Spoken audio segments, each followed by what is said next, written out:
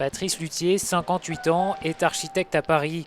Dans le 19e arrondissement, au bord du canal de l'Ourcq, cet immeuble, ce devait être le sien, mais il n'y habitera pas. Son projet d'habitat participatif a échoué.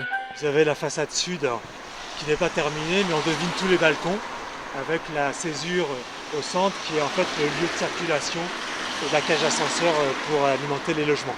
Comme futur habitant, je suis forcément déçu. Et pas d'aigreur, simplement je me dis quel gâchis, quoi. On était vraiment tout près du but pour construire un immeuble dans un esprit innovant à tout point de vue. Dans son agence, à 2 pas de Belleville, Patrice a conservé tous les documents de ce projet avorté. Pendant plus de 4 ans, le groupe de 14 familles a connu de trop nombreuses divergences. Il y a eu des discussions extrêmement difficiles par rapport à certains membres du groupe qui voulaient absolument être par exemple dans les niveaux ou avec une vue sur un côté plus tranquille que l'autre, ou vue sur le canal, certains sur un duplex, etc. Donc ça, la difficulté elle a vraiment été à ce niveau-là. Un groupe qui se divise également sur le choix de l'architecte. Le groupe donc a perdu complètement confiance après le permis de construire, qu'on a commencé à monter le dossier. La majorité, ceux qui avaient préféré un autre projet, plus d'autres qui ont changé d'avis en cours de route, donc plus fait confiance à l'architecte, donc ont voté dans une assemblée générale la fin de leur contrat. Des divergences qui ne rassurent pas la mairie de Paris qui décide d'annuler la promesse de vente du terrain. Patrice et les familles avaient avancé plus de 500 000 €. Comme lui, des milliers de Français sont séduits par l'habitat groupé.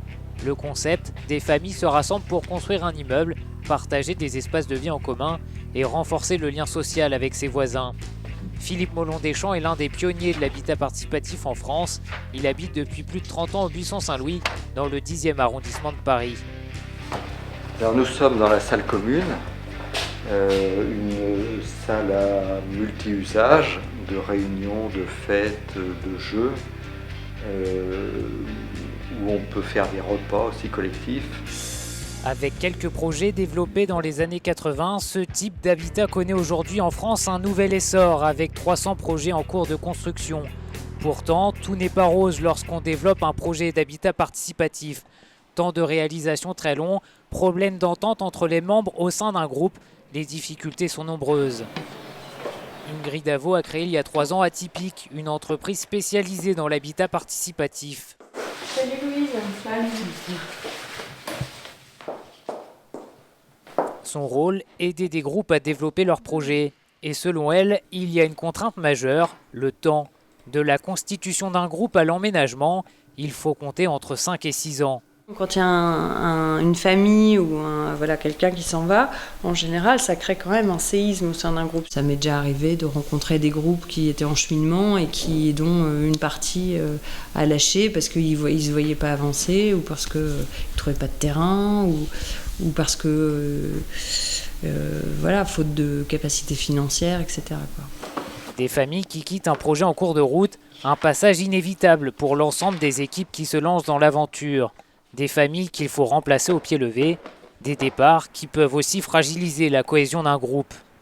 Flore Trottmann est sociologue en urbanisme. Selon elle, le concept du vivre ensemble est souvent mal compris par une partie de l'équipe. Et surtout partir sur des bases solides pour le groupe. Qu'est-ce qui fait que le groupe, les gens du groupe, souhaitent participer à un projet d'habitat groupé? Et très souvent, dans les projets d'habitat groupé, ces motivations réelles des participants sont pas vraiment mises à plat, explicitées.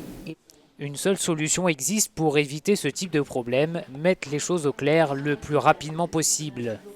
Il y a bien souvent, et j'ai connu le cas, un début de conflit qui est perceptible, mais le projet est tellement compliqué et tellement long qu'on se dit bon allez, on va pas passer 4 réunions à régler ça. On avance à pas faire, parce qu'en fait un conflit qui est pas réglé, qui est pas purgé, on se le reprend comme un boomerang plusieurs semaines, mois, voire années plus tard.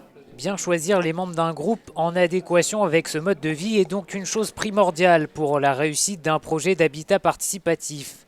Un pari qu'a réussi Sylvie Leduc. À 57 ans, elle est sur le point de réaliser son rêve. Nous arrivons sur le terrain que nous avons choisi.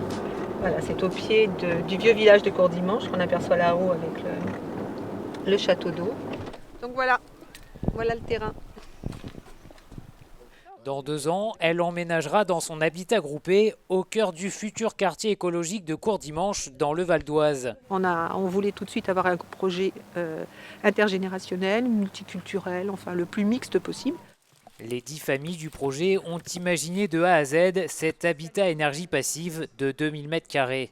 Alors il y a une salle commune qui va servir pour tout ce qui est les activités aussi bien familiales qu'associatives. Ensuite, eh bien, il y a tout le jardin qu'on va travailler ensemble. Donc il y aura les lieux pour les enfants, les lieux pour la détente, pour la rencontre.